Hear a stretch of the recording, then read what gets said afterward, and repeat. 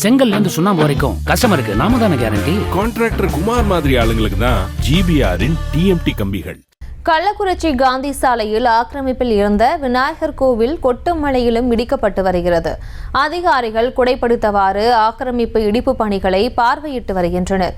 இது தொடர்பான மேலும் விவரங்களுடன் இணைகிறார் செய்தியாளர் சத்தியமூர்த்தி. சத்தியமூர்த்தி வணக்கம். மேலும் விவரம். வணக்கம் பிரியங்கா. கள்ளக்குறிச்சி நகரில் உள்ள காந்தி சாலையில் ஏரி வாய்க்காலை ஆக்கிரமித்து கட்டப்பட்ட விநாயகர் கோயிலை இடித்து அகற்றும் பணி இன்று மதியம் 1 மணிக்கு மேல் தொடங்கியது. காந்தி சாலையில் ஏரி வாய்க்காலை ஆக்கிரமித்து கட்டப்பட்ட கட்டிடங்கள் இடித்து அகற்றப்பட்டதை தொடர்ந்து இன்று கோயில் இடித்து அகற்றும் பணி தொடங்கி நடைபெற்றது.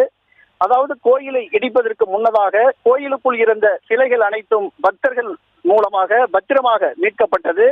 அதாவது கோயிலுக்குள் இருந்த சிலைகள் பத்திரமாக மீட்கப்பட்டதை தொடர்ந்து கோயில் இடிக்கப்பட்டது.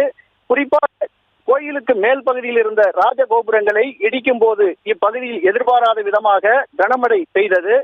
அதாவது கொட்டும் மழையிலும் கோயில் ராஜகோபுரங்கள் இடிக்கும் பணி தொடர்ந்து நடைபெற்றது. அதாவது கொட்டும் மழையிலும் கோயில் ராஜகோபுரங்கள் இடிக்கப்பட்ட போதிலும் பொதுப்பணித்துறை அதிகாரிகள், வருவாய்த்துறை அதிகாரிகள் மற்றும் காவல்துறையினர் கொட்டும் மழை என்றும் பாராமல் குடைபிடித்தவாறு கோயிலை இடிக்கும் பணியினை மேற்பார்வை செய்தனர்.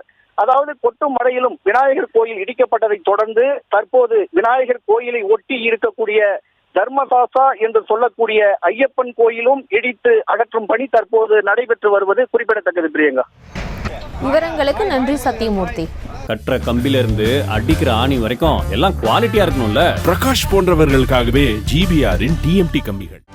செய்திகளை உடனுக்குடனும் துல்லியமாகவும் தெரிந்து கொள்ள சப்ஸ்கிரைப் பண்ணுங்க.